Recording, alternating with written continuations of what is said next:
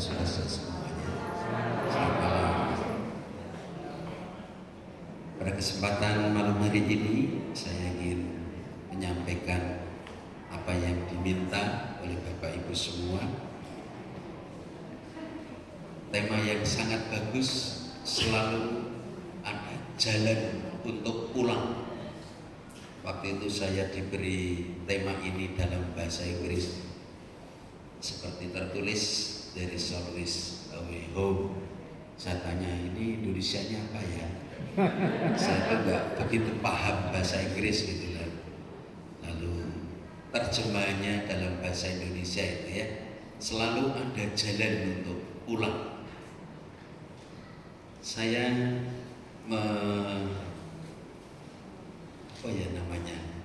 membuat gambar saya katanya. Hah? Gak bisa.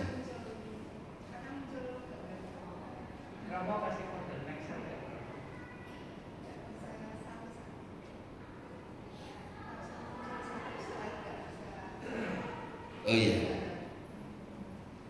laptopnya nggak bisa baca itu ya. Baik,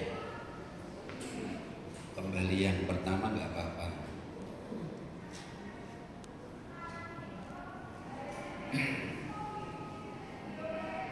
Baik, saya beri gambar ini ya. Kira-kira tema ini saya gambarkan itu seperti ini.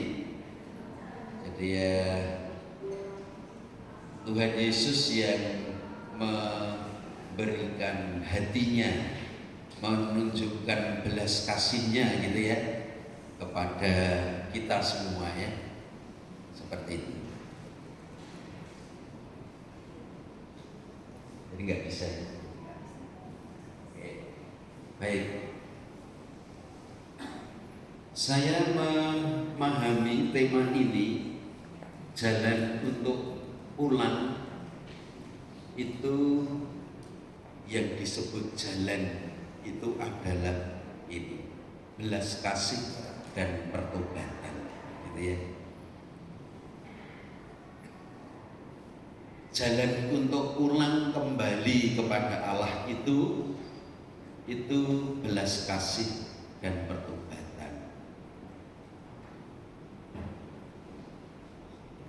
Belas kasih itu mau menunjuk pada Allah atau sisi Allah sendiri ya. Jadi dari sisi Allah, jalan itu terbuka, jalan itu ada, dan itu adalah belas kasih.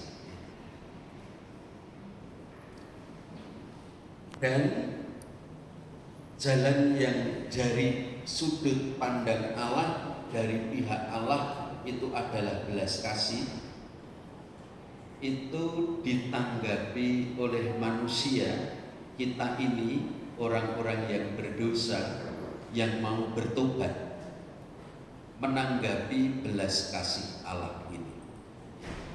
Maka baru kemudian memang jalannya seperti ini. Bahkan kalau boleh dikata, yang membuka jalan itu ya Allah sendiri dengan belas kasihnya, dengan hatinya gitu. Dan itu yang utama.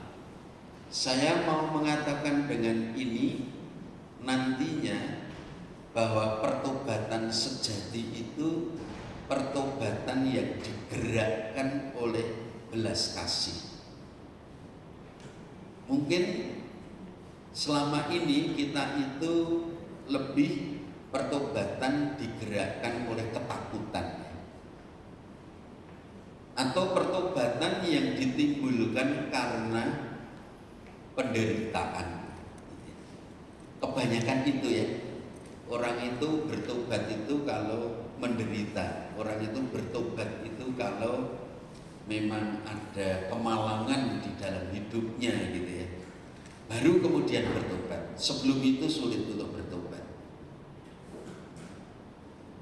Orang itu tidak mudah bertobat dalam situasi kehidupan baik gitu ya, yang baik-baik saja itu susah. Baru kemudian kalau jatuh, nah gitu. Di kitab suci itu dua pertobatan itu ditampilkan dengan berbagai macam cara. Nah, kita akan melihat itu. Maka saya menggambarkan atau memahami jalan untuk pulang itu adalah belas kasih, karena Allah membuka sendiri jalan itu, dan kemudian kita manusia ini menapaki jalan yang dibuka oleh Allah itu. Istilahnya kemudian pulang ini ya. Pulang itu pertobatan, kembali itu pulang. Seperti itu. Maka seperti ini kira-kira gambarannya ya. Dan ini gambaran yang selalu dikatakan dalam kitab suci, nanti akan lebih jelas lagi berikutnya. Nah, saya akan menampilkan kisah yang diceritakan dalam kitab suci yang boleh dikatakan paling populer ya, dan hanya ditemukan dalam Injil Lukas saja, tidak ditemukan di Injil yang lain, yaitu kisah tentang, kalau di kitab suci anak yang hilang lebih dikenal, tapi saya lebih senang memberi judul itu adalah kisah Bapa yang baik, kisah Bapa yang berbelas kasih. Lebih mau menampakkan itu, meskipun sebetulnya bisa mau direnungkan bagian apa dulu gitu ya. Dalam hal seperti ini, kisah ini lebih bagus disebut kisah Bapa yang baik, kisah Bapa yang berbelas kasih, kisah Bapa yang membuka jalan untuk kepulangan anaknya.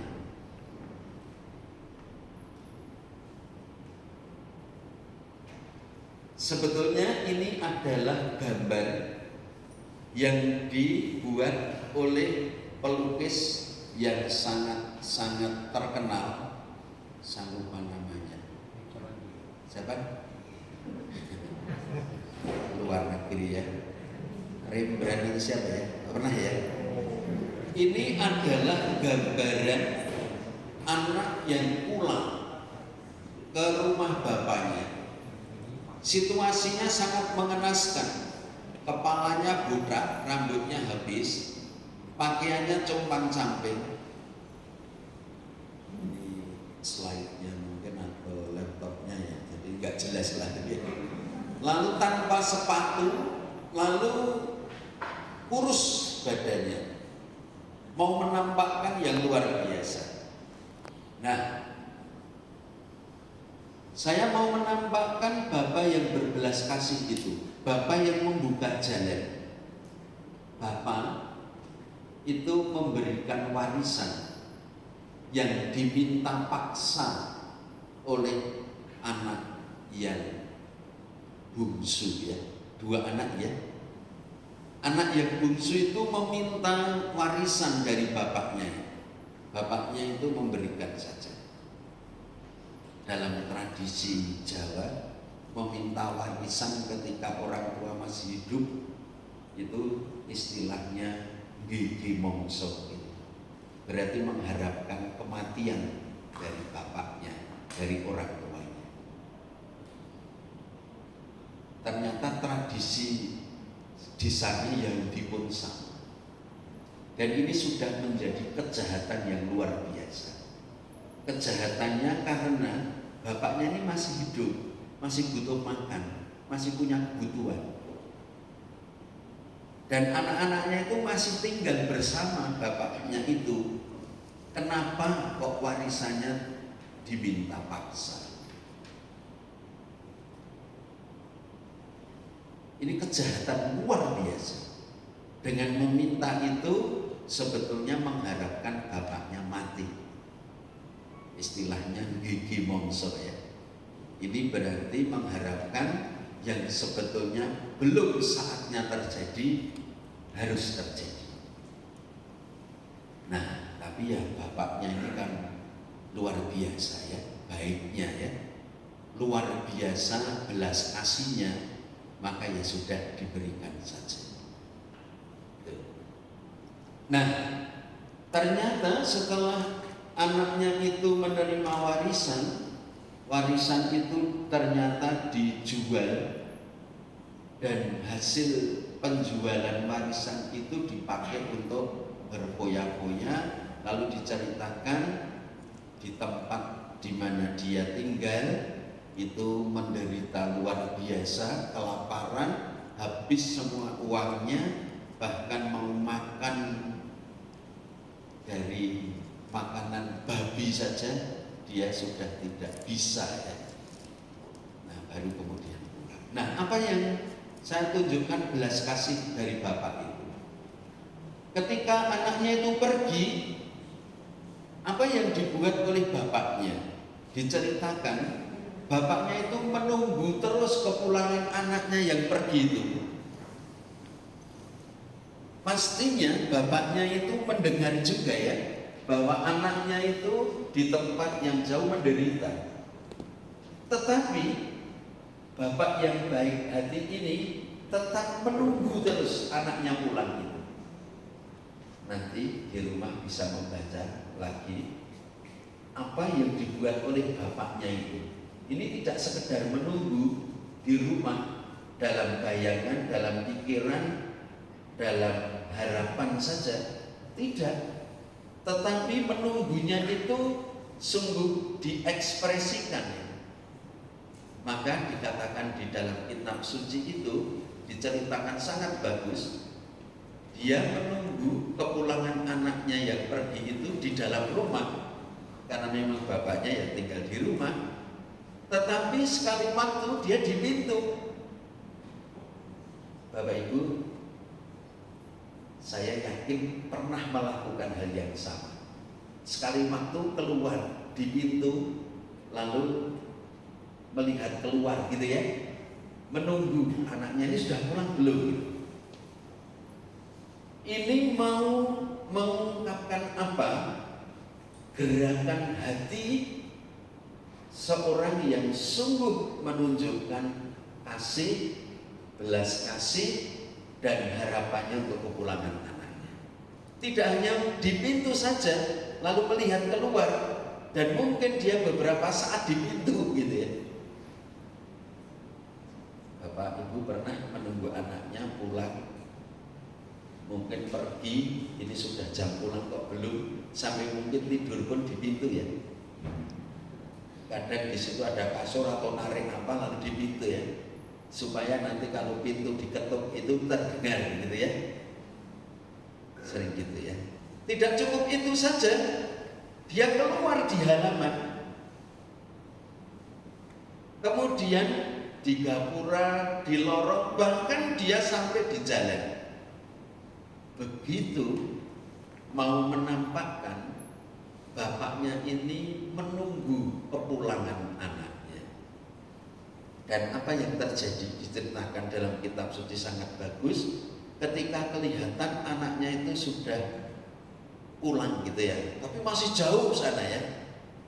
Kira-kira kalau di sini ya, di pastoran ini ya, bapaknya itu ya di dalam, di pintu, di gerbang itu, kemudian di lorong sana itu ya, melihat dari jalan raya turun dari bis gitu ya kira-kira ya. Seperti itu, bayangkan seperti itu. Apa yang dibuat oleh bapaknya itu? Dia menjemput di jalan. Dan apa yang dilakukan? Memeluk, mencium, membawa masuk ke dalam rumah. Apa yang dilakukan kemudian? Memberi pakaian, memakaikan sepatu, cincin, dan memestakan. Ini adalah atribut kebangsawanan. Yang namanya sepatu, yang namanya cincin, yang namanya pakaian-pakaian bagus itu. Ini adalah martabat anak gitu ya, anak Allah seorang bangsawan. Maka gambarnya ini semua ketika pulang sudah tidak ada di badannya. Martabat sebagai anak hilang sama sekali.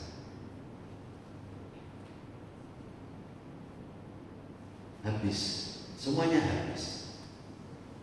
Dan ketika pulang itu dikembalikan lagi martabatnya itu yang disimbolkan dengan segala macam hal ini.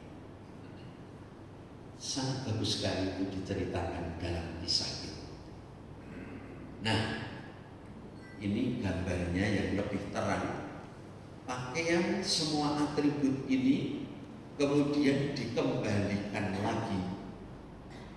Anak yang sudah kehilangan bukan hanya harta, tetapi kehilangan martabatnya sebagai anaknya, karena dia sudah tidak mengakui bapaknya, dimatikan bapaknya sebetulnya ya. Maka kemudian dikembalikan lagi. Apa yang dibuat oleh anak itu? Boleh dikatakan kejahatannya. Anak bungsu itu tadi saya sudah katakan memaksa meminta warisan, paksa, menjual dan menghabiskan warisan untuk berfoya-foya, akhirnya menderita kelaparan. Ini dua hal menjadi satu. Pertobatan yang muncul dalam penderitaan ketika mengalami penderitaan kelaparan. Pada saat yang sama dia ingat kebaikan bapaknya. Dikatakan dengan sangat bagus dalam kisah itu betapa baiknya bapaknya itu. Dia menyesali semua itu, dan oleh karenanya ini, oleh karena ingat akan kebaikan bapaknya, yakin bapaknya itu menerima,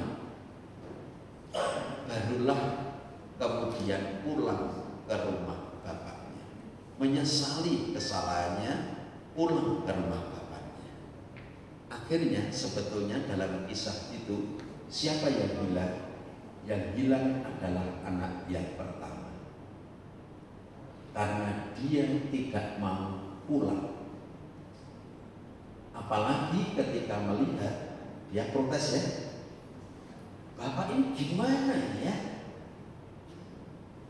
Anak yang sudah menghabiskan harta kekayaan, pergi berfoya-foya dengan para pelacur, seterusnya ya. Apa-apaan ini pulang, kenapa dipestakan, diterima? Saya ya, lihat, baca di kitab suci, dia nggak mau masuk rumah, dia tinggal di luar. Memang tidak diceritakan apakah dia kemudian yang pergi, tapi sampai pada akhir kisah, anak yang sulung itu, yang pertama itu tidak mau masuk. Semua itu sebetulnya menggambarkan apa? Itu kalau mau jelas ya, menggambarkan situasi orang-orang zamannya Yesus.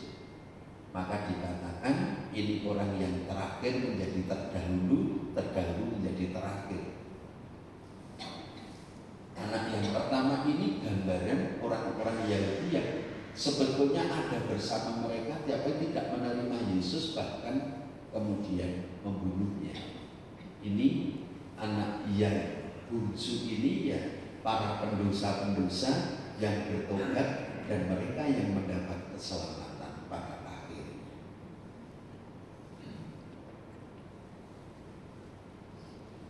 Semoga ini ditangkap. Apa artinya selalu ada jalan untuk pulang? Belas kasih Allah itu pemerakarsanya. Belas kasih Allah itu yang mendahuluinya. Belas kasih Allah itu yang membuka jalan itu untuk pulang. Maka tinggal manusia saja mau menapaki jalan itu tidak. Nah, berikutnya.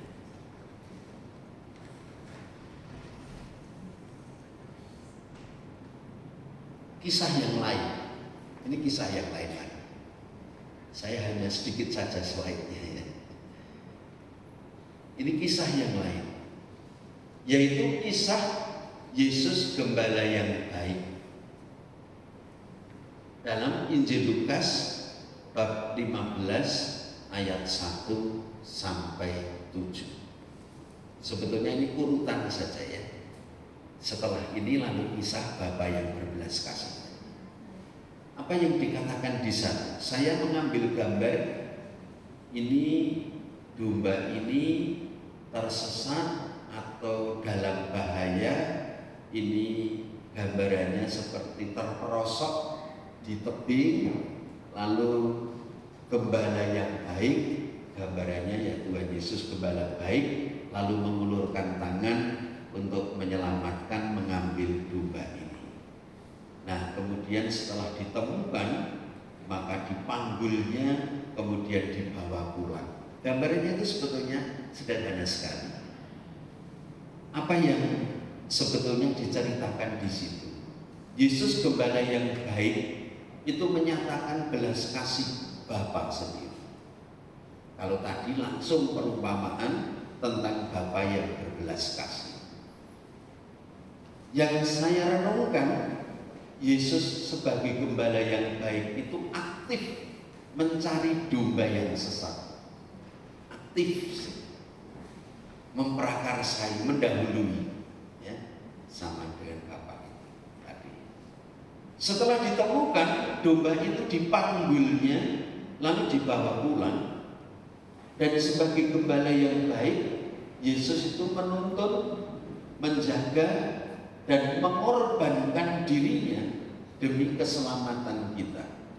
Tidak hanya membawa pulang dan seterusnya, tetapi sampai kemudian mengorbankan dirinya. Nah, sekarang refleksi saya ya. Ini saya pernah mengatakan di beberapa kali kesempatan dalam homili memberi renungan. Ini yang kadang-kadang kita itu jauh dari yang sebetulnya sering kita lakukan. Ini sebagai catatan tidak diceritakan dalam kitab suci. Ini renungan saya. Apa yang harus dilakukan bila tersesat? Apa yang harus dilakukan? Pertama, berteriaklah minta pertolongan.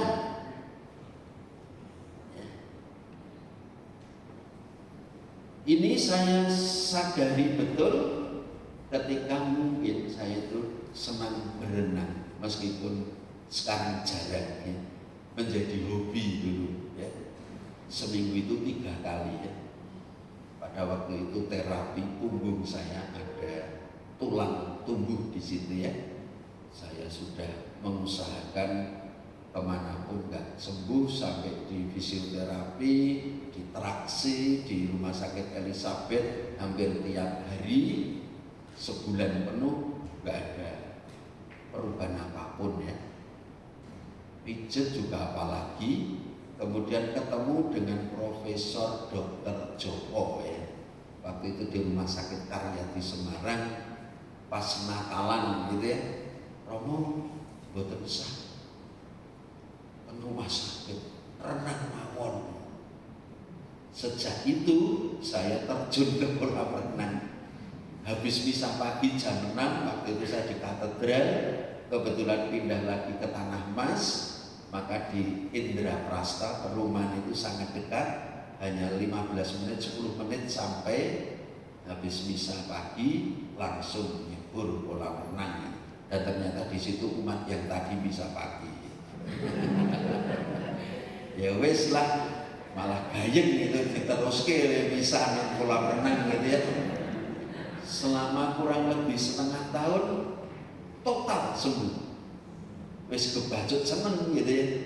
Lalu diteruskan selama 4 tahun saya di katedral di Tanah Mas, lalu tiap hari ya, seminggu 3 kali menekuni renang itu ya. Sehingga menjadi hobi sekarang ya. Nah, ketika tenggelam saya melihat ketika orang mau tenggelam itu lalu teriak-teriak minta tolong gitu ya. Gitu. Lalu saya ke Papua, ketika masuk hutan kehilangan jalan itu biasanya bengok-bengok biasanya supaya tahu oh sampai sana atau di mana gitu ya, seperti itu. Ini yang terjadi. Tapi apa yang terjadi ketika kita mungkin atau sebagian umat kita yang dikategorikan tersesat seperti domba yang tersesat? Pernahkah minta tolong? Biasanya justru malah sembunyi, lari, gitu ya.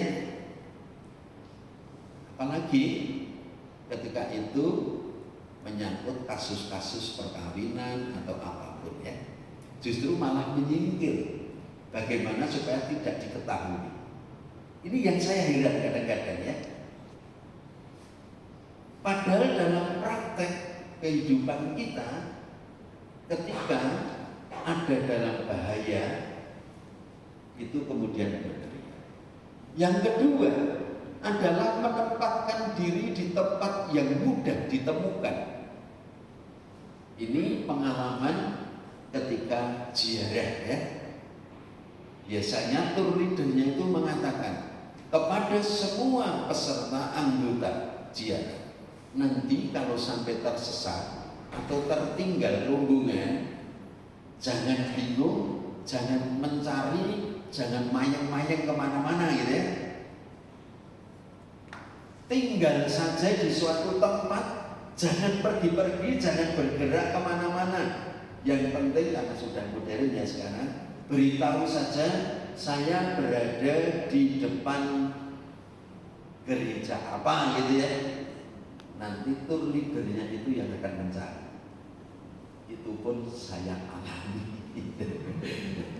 Saya asik berdoa di gereja kelahiran Santa Perawan Maria, karena sana banyak sekali patung-patung Maria. Saya asik gitu, loh rombongannya nunggu boleh pangan. Aduh, sudah, saya di depan pintu gereja itu lalu memberitahu saya masih ada di depan pintu gereja kelahiran. Nah, sudah, lalu dicari ditemukan. Persis seperti inilah yang kadang-kadang ya kita itu melakukan sesuatu yang sebetulnya bertentangan dengan pengalaman kita. Ketika tersesat, maka iso malah delik-delik sisa gitu ya. Kenapa tidak memberitahukan saya ada di sini, tolong temukan saya.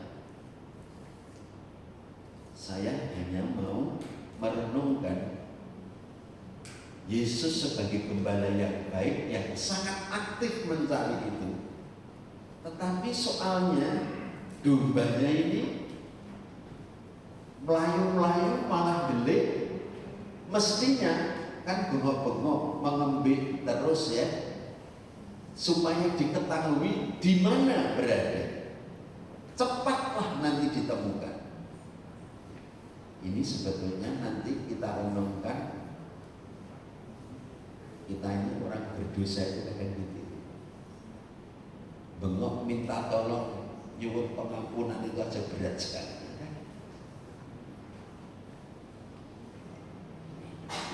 Ini refleksi saya juga ketika Idul Fitri tahun berapa ya? Saya di pastoran Purwowardayan sepi, romo yang lain pulang, saya di rumah sendiri itu boleh kesibukan. Nah, saya jalan ke kebun binatang Juruk.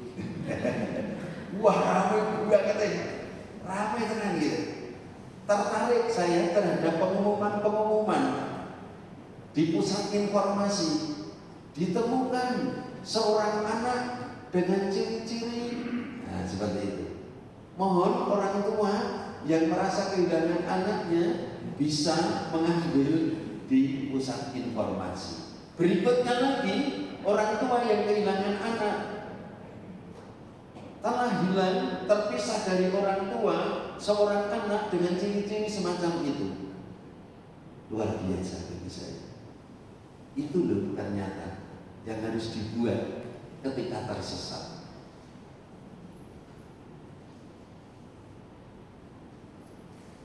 Sekali lagi, katanya mau pulang.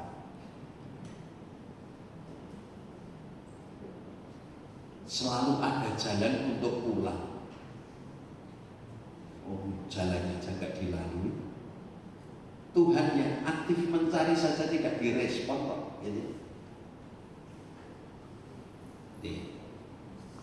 Gereja pun sangat luar biasa untuk hal seperti ini. Yang ketiga, bertanya dan mencari tahu cara dan jalannya agar diselamatkan. Sekarang gampang ya, cari takon Mbak Google, ngerti kabeh gitu ya. Tersesat Google Map rampung meskipun sering tersesat, justru karena mengikuti petunjuk Google Map ya kan.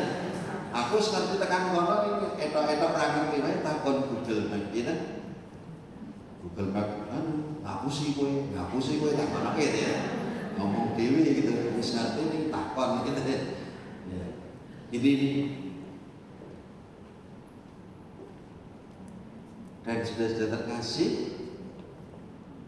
sekarang mudah. Kita pun punya pepatah, malu bertanya sesat di jalan. Jadi ini cekel loh jadi. Kenapa sih ketika harus mengalami itu seperti kehilangan jalan? Pintu terbuka sekali.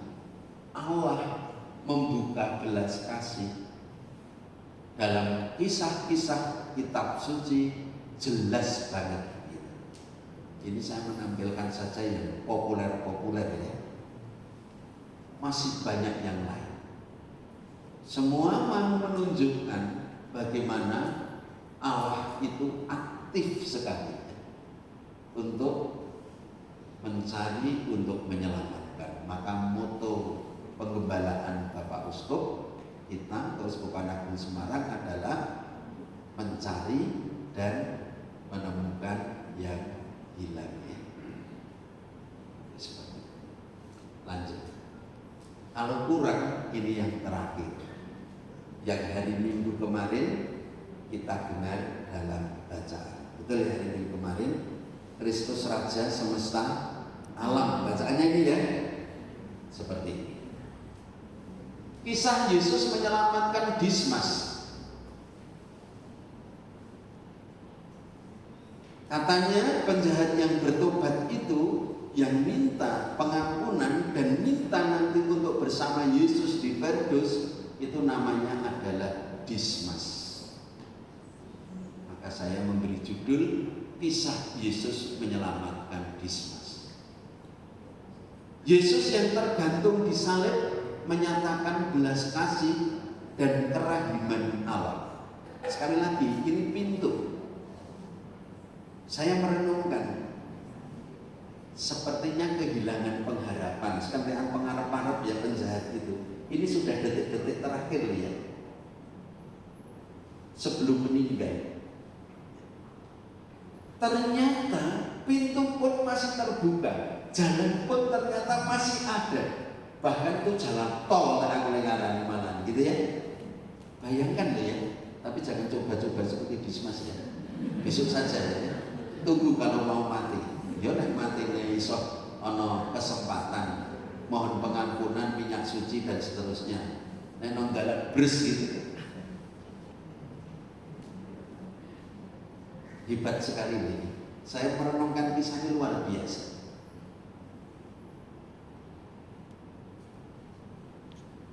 Dalam diri Yesus yang tergantung di salib itu, ternyata jalan untuk pulang itu terbuka lebar. Bahkan justru disitulah yang namanya belas kasih Allah itu, kerahiman Allah itu dibuka lebar-lebar. Nah, Dismas ini sungguh-sungguh pada detik-detik terakhir kehidupannya menggunakan kesempatan itu, tahu jalannya itu. Lalu dengan penyerahan sepenuhnya, pasrah total kepada Yesus untuk keselamatannya. Yesus, ingatlah akan aku apabila engkau datang sebagai Raja. Langsung dijawab oleh Tuhan Yesus. Ini seperti ketuk-ketuk pintu gitu ya. Dan ternyata pintu langsung dibuka lebar-lebar. Sesungguhnya hari ini juga engkau akan ada bersama-sama aku di dalam Firdaus. Maka saya senang dengan tema yang diberikan ini ya. Selalu ada jalan untuk pulang ya.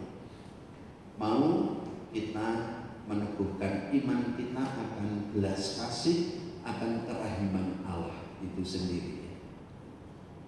Nah sekarang yang perlu kita pertanyakan adalah respon kita. Bagaimana? Lanjut. Ini adalah unsur-unsur pertobatan. Apa itu bertobat? Unsur-unsur pertobatan itu adalah perubahan pada pikiran, di mana dosa dikenali dalam pengertian yang sesungguhnya sebagai perbuatan yang dibenci oleh Yang Maha Kuasa. Perubahan pada pikiran harus tercetak bahkan sampai di bawah sadar atau di ketidakkesadaran kita. Saya mengatakan sampai alam ketidaksadaran atau bawah sadar. Kenapa demikian? Hidup kita ini hanya 10 atau 20% saja dalam kesadaran. Lainnya itu sudah bawah sadar bahkan ketidaksadaran. Bernapas, siapa yang sadar bernapas? Tak takon. Wong makan wira tau sadar kok gitu ya. Semacam otomatis gitu. Semacam otomatis. Kalau kita itu harus sadar ketika bernapas, mudah. Ra iso mikir liyane.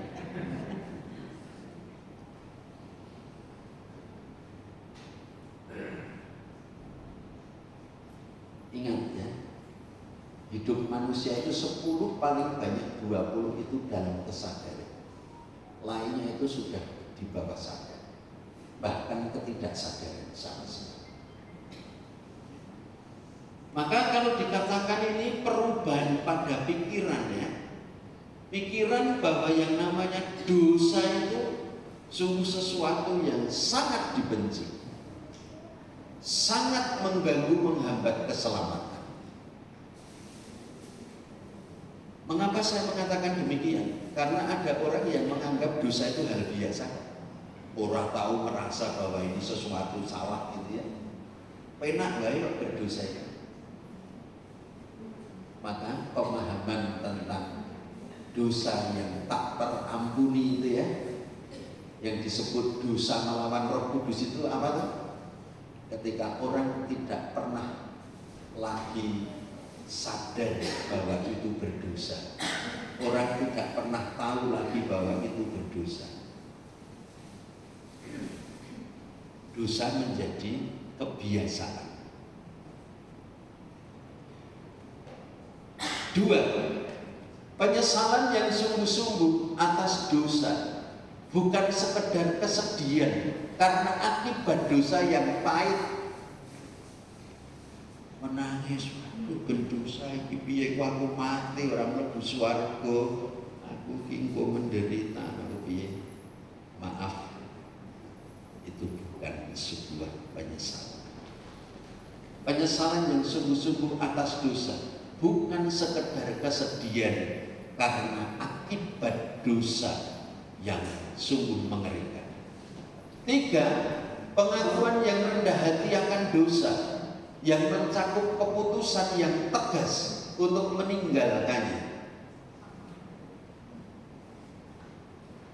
Kalau kita lalu melihat ada 8 tahapan berdosa ya, dari sampai timbul sebuah godaan sampai akhirnya dosa tak terampuni gitu ya, mestinya harus kenal tahapan-tahapan itu.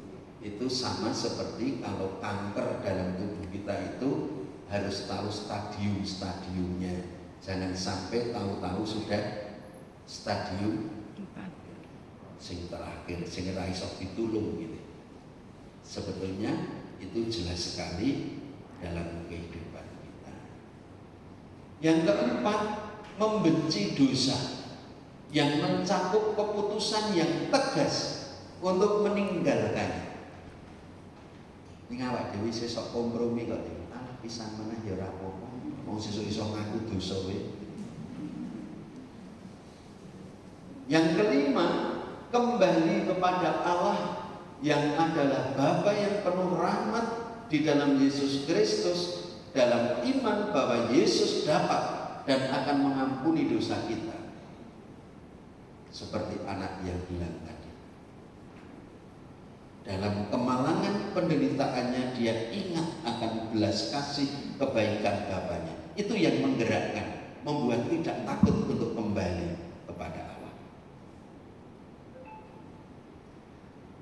Lalu yang keenam, sukacita yang penuh di dalam Allah melalui Kristus, kasih yang murni kepada Allah dan sesama beserta kesukaan di dalam melayani Allah.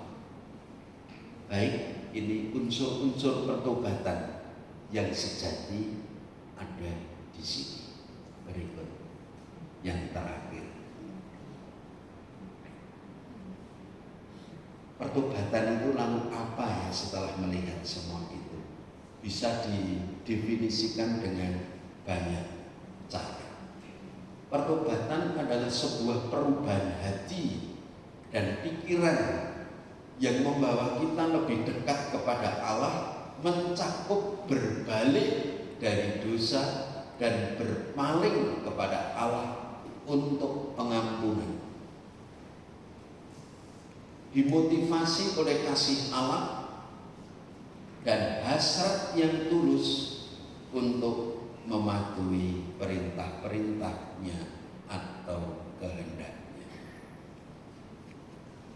Bapak Ibu, karena waktunya itu hanya setengah jam diberikan pada saya, ini pasti sudah lebih gitu kan, maka selesai saja sampai di sini. Maka slide berikutnya hanya terima kasih saja untuk kesempatan kita. Baik, terima kasih.